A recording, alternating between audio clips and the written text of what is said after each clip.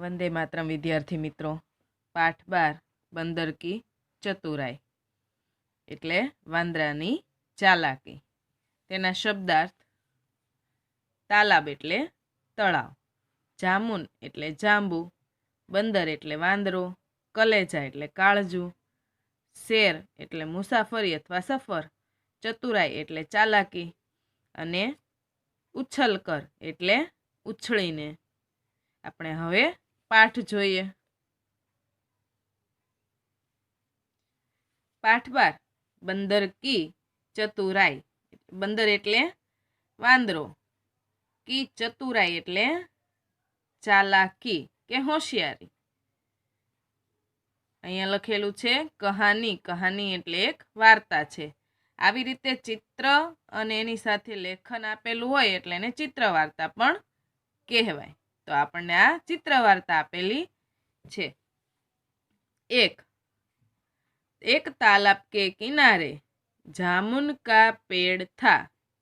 એટલે એક તાલાબ એટલે તળાવ, એક તળાવના કિનારે જામુન એટલે જાંબુનું ઝાડ હતું. પેડ પર એક બંદર રહેતા था. ઝાડ પર એક વાંદરો રહેતો હતો. તાલાબ મેં એક મગર રહેતા था. અને તળાવની અંદર એક મગર રહેતો હતો. તળાવના કિનારે જાંબુનું ઝાડ હતું. જાંબુના ઝાડ ઉપર કોણ રહેતું હતું? એક વાંદરો. અને જે તળાવ હતું એમાં એક મગર રહેતો હતો. બંદર मगर को मीठे जामुन देता था. मगर और बंदर के बीच दोस्ती हो गई थी. वे वांदरो छे, बंदर मगर को मीठे जामुन देता था. એટલે વાંદરો છે એ મગરને મીઠા જાંબુ આપતો હતો. ઝાડ ઉપરથી તોડી જાંબુના ઝાડ ઉપર વાંદરો રહેતો હતો એટલે એની ઉપરથી તોડી અને મગરને એ આપતો હતો. મગર ઓર બંદર કે બીચ દોસ્તી હો ગઈ થી. એટલે એના કારણે મગર અને વાંદરા વચ્ચે મિત્રતા થઈ ગઈ હતી. રોજ જાંબુ તોડી અને મગરને આપે. આવી રીતે વાંદરો અને મગર બંને મિત્ર બની ગયા હતા. મગર શું કહે છે તે જોઈએ. અરે વાહ, ફળ તો કિતને મીઠે હે. અરે વાહ, ફળ તો કેટલા મીઠા છે.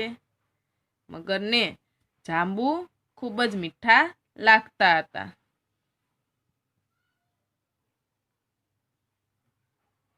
मगर ने सोचा यह फल इतने मीठे हैं, तब इसको खाने वाले बंदर का कलेजा कितना मीठा होगा. હવે રોજ આવી રીતે મિત્રતા હતી એમાં મગર છે એણે થોડુંક એના મનમાં સ્વાર્થ આવ્યો. મગરના મનમાં શું સ્વાર્થ આવ્યો કે જો મગર એમ કહે છે કે જો આ ફળ છે એ એટલા મીઠા છે તો આ વાંદરો તો રોજ આ ઝાડ ઉપર બેઠો ફળ ખાય છે.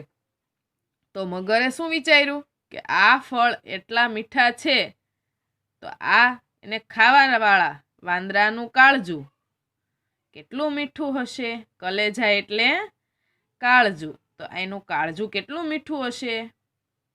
આટલી આ છે મગર એ વાંદરાની જે એને મદદ કરતો હતો, જાંબુ આપતો હતો, એ પોતે પોતાના સ્વાર્થમાં ભૂલી ગયો અને મિત્રતા ભૂલી ગયો અને એને વાંદરાને ખાવાનું મન થઈ ગયું.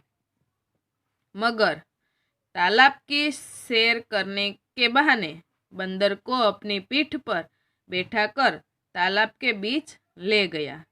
એટલે હવે વાંદરાને ખાવા માટે થઈને એણે એક યુક્તિ કરી. શું કીધું વાંદરાને કે ચાલ હું તને તળાવમાં એક આટો મરાવું કે તળાવમાં એક સફર કરાવું. તું કોઈ દિવસ તળાવમાં ગયો છે? તે કોઈ દિવસ તળાવમાં આટો તળાવની મુસાફરી નહીં કરી હોય તો હું તને મારી પીઠ ઉપર બેસી જા, હું તને તળાવની મુસાફરી કરાવું. પણ વાંદરો બિચારો કાંઈ આમાં સમજ્યો નહીં. એટલે એને એમ કે મિત્રતાના નાતે લઈ જાય છે એટલે એ તો પીઠ ઉપર બેસી ગયો. मगर तालाब की सैर करने के बहाने बंदर को अपनी पीठ पर बैठा कर तालाब के बीच ले गया એટલે મગર છે એ તળાવની સફર કરવાના બહાને વાંદરાને પોતાની પીઠ ઉપર બેસાડી અને તળાવની વચ્ચે લઈ ગયો. તાલાબ કે બીચ જાકર એટલે તળાવની વચ્ચે જઈને. મેં તુમ્હારા કલેજા ખાઉંગા.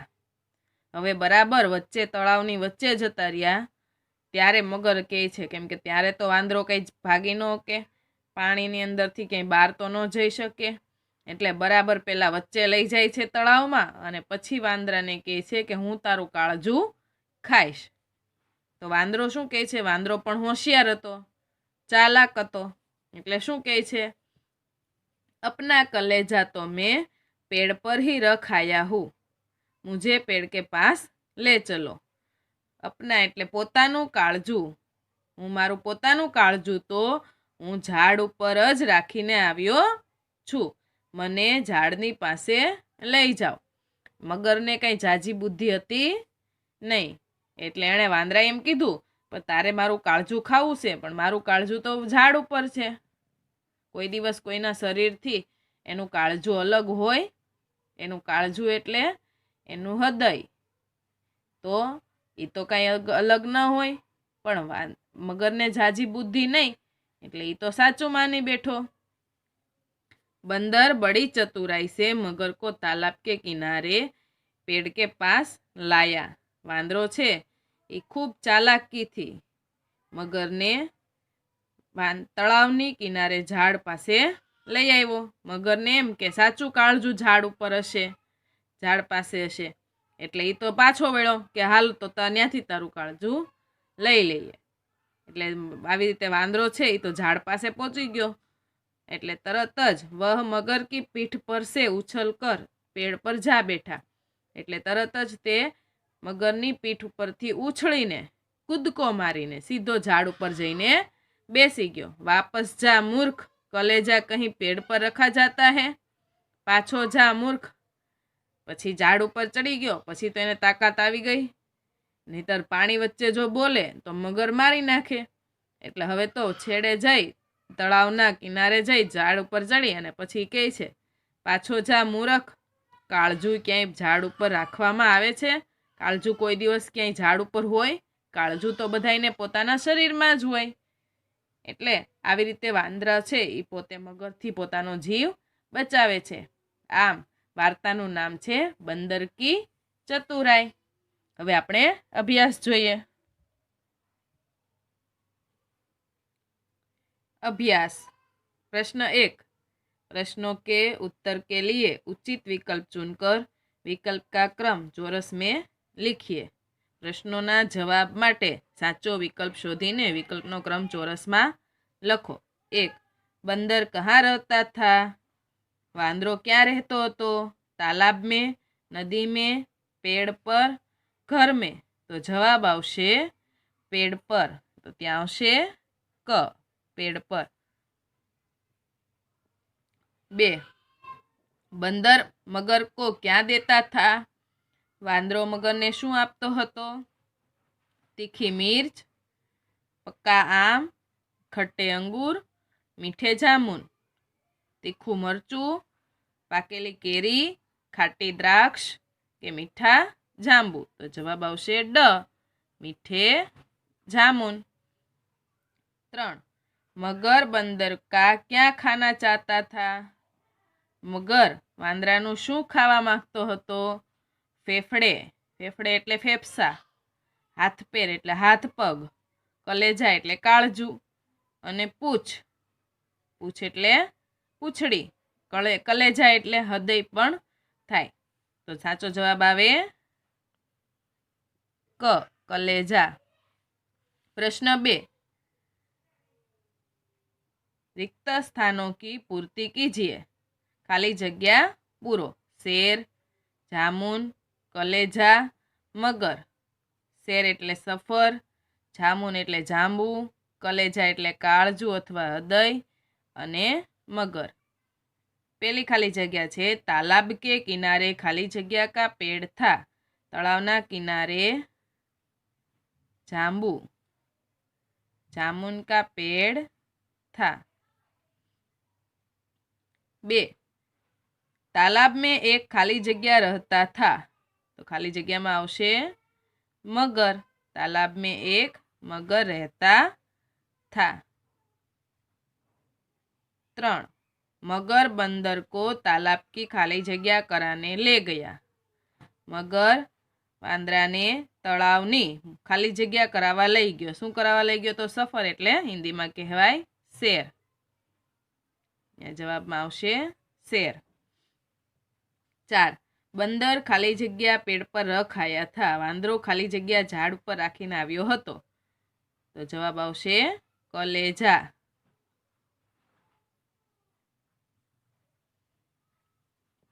त्यार पछीनो प्रश्न 3 सही विधान के सामने सही और गलत विधान के सामने गलत का चिन्ह कीजिए।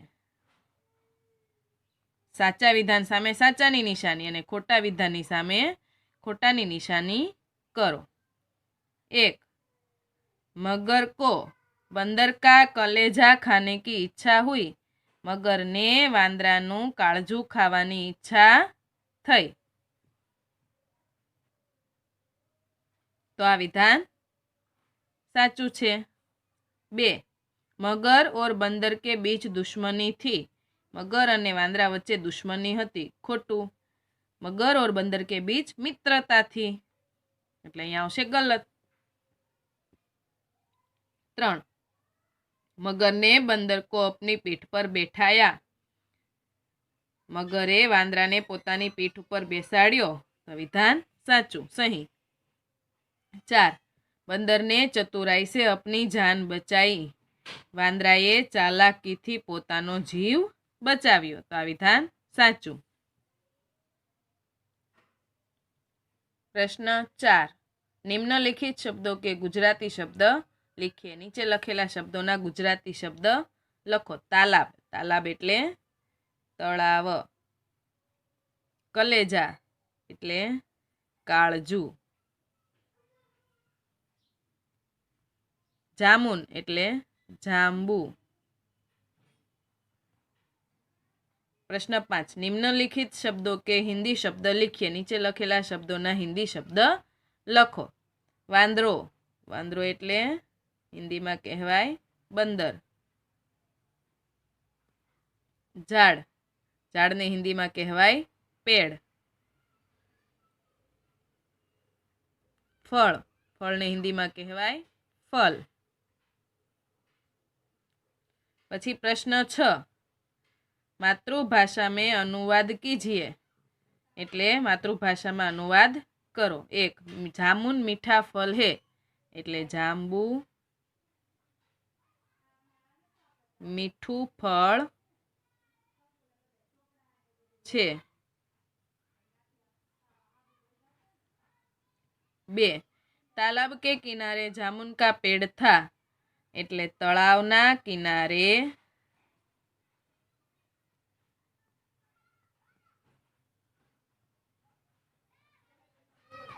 जांबूनु झाड़ हतुं।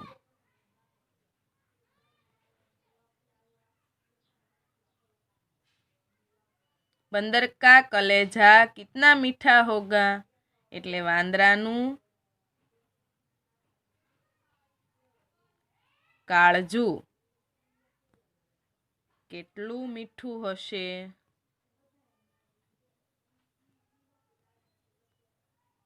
पाछळ प्रश्नचिन्ह।